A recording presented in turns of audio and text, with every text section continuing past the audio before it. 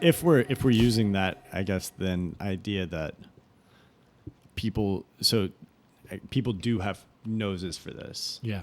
Typically, like, this is kind of bullshit. This is bullshit. This is not bullshit. Yes. Which I do think, and I think now it's better than ever because just sheer exposure therapy. Yeah. Most people can kind of tell when they're being put on. Right. Being naive about a subject is seen as like a great disadvantage in any social situation, I feel like. Yep. So people have this just culturally right now at this current point in time. People have this like fear of missing out, and they need to have all this. So through all of that, I do think people have pretty good noses for when something isn't authentic. I want to try to be precise with the language, but do you also feel, because I do, but do you also feel that there's such a glut of inauthentic content that the demand for is higher than it's ever been? Is just currently exceptionally high? Yeah, no, for sure. I think it's probably higher than it's ever been. Yeah. I mean, exceptionally high, sure, but the higher than it's ever been is a statement that sounds outrageous, but if you think about it, we're only dealing with a 15-year period here. Right. Like, I mean, if we're being completely honest, I mean, even YouTube has been around for, 2005, so barely. And not even close to sort of, not what YouTube is now, but sort of like what YouTube is, which is people making videos and putting them on the internet. But we're literally just about to hit 20 years of like that. And so we're not talking, like when I say it's like the highest it's ever been, that's not trying to be, again, not trying to be hyperbolic, but it is just saying like in the 20-year period, we started out, we started optimizing, and again, like you said, like YouTube thumbnail or YouTube title is literally just copyright from a magazine. That's right. So maybe you are going back to late 19th century. Yeah. And printed. Yep. Like copy Headlines. and things like that. Yeah. And you propaganda in World War I, move that forward. So, but I mean, still, you're dealing with 120 years. Yep. And at least in our current understanding. So I do think that people are more savvy about it than they've ever been in the entire period. And a lot of that is due to the absolute influx that we've seen in the last 15 years. Yeah. And so I think there's a big hunger for it. But what's going to happen, because this is what always happens, and you're starting to see markets get served. It's a market. Yeah. When a new market comes up, there's always somebody waiting to exploit that market. Right. So what happens when the market is authenticity? You're going to see a bunch of it's a paradox. You're going to see people try to serve the authenticity market. That's right. And by way of serving that market, you're going to see a lot of that authenticity go away. Right. So how does that? Because what does when that you're look trying like? to be is authentic, the question that I'm trying to. Is what I'm trying to fight authenticity with. Gets the money, subscribers, the community, the strength of community that we all as brands or YouTubers or whoever, whatever it is that's trying to exploit that market. And I think there will be people that will get big, like large followings with original thinking and actual authenticity. And there always are. Like there are plenty of people right now with massive followings who I have tremendous, and this is YouTube and non-YouTube. Massive followings, and they're very authentic and true to themselves. And they could have massive followings if they started doing the playbook and following the formula. Well, you could even argue that there's audiences right now, or people who have audiences right now that are way bigger than historical markers would suggest that are bucking the playbook. Yes, or just like not for me. Right. And that's why. Yeah. But that's more the exception than the rule. Right. And it's always been.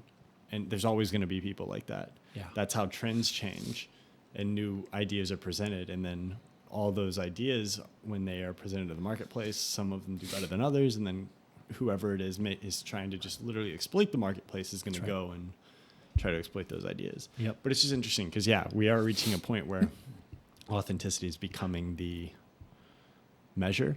Yeah. So what happens? What does that look like? It's becoming a major ingredient in the recipe, right? Mm-hmm.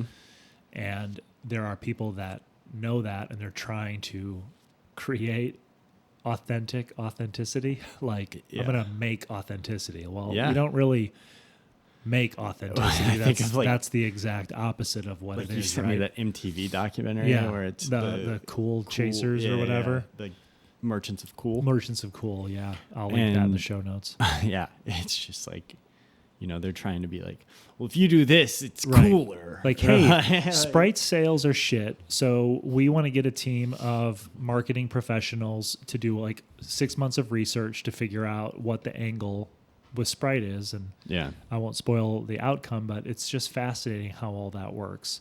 And it makes you a little, this is back in the 90s? 90s, early 2000s, MTV era, like late MTV era. This is the stuff that makes you go, oh, like all that was going on behind the scenes to like. It's talking about like Limp Bizkit. Get me to like Sprite, how they put Sprite in the hip hop community, because that was really surging. Yeah, and try to use those emerging markets or growing cultural movements to throw product in there to ride the coattails of it. Yep. And so what you're saying is essentially that, like, so authentic YouTube, the channels that are like really authentic. Grunge. Look at grunge.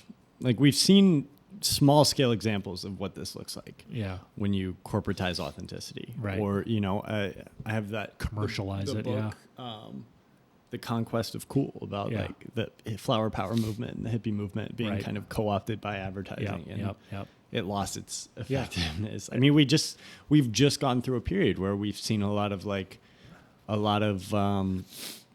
social causes get hijacked by corporations trying to turn it into more money. And what did it do?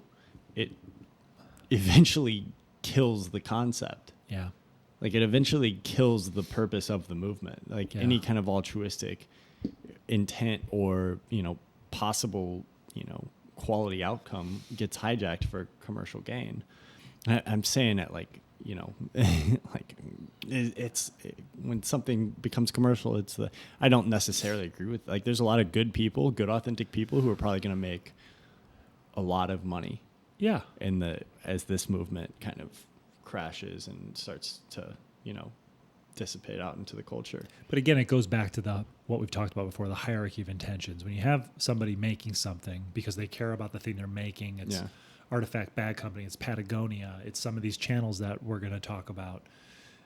When their first intention is to do that earnest, simple, authentic thing, communicate something, give you their point of view, tell you what this unique perspective they have in a video essay about The Shining or William Eggleston or whatever it is, you watch that stuff and you go, like, I'm being told the truth right now. Yeah. And this person is making money, and they know they can make money if they keep doing that, but they are never betraying their desire to communicate this thing or make this thing. That's always the first priority. If there's anything that's different about this moment in time as opposed to the last 150 years, where you did have this parasitic, like, thing that attached itself to these movements and then embodied these, like, vectors of the movement. And, like, I mean, you had advertising and corporations that were literally just parasitic. Yeah. And then they'd come in and basically say, you need us in order to do what you need to do. If there is anything that's different about this, is you can have a laptop and manage everything you need. Right. You can, it's easier to kind of take it all in-house, for lack of a better word. And that's the one thing that I think could protect against that a little bit. So maybe you see some of these parasitic, companies or tendencies die out if another wave of authenticity comes through. Because, you have plenty of people out there that are just creating things because they're just telling their truth to the world. That's right. And like, they make bags because they want to make the best bags. Yep. They make airplanes because they want to make the best airplanes. Who's that? What Boeing. Company is that? Boeing started out like carrying. There's a couple documentaries out, but there was one in particular, and I'll try to link it in the show notes. I don't remember the title.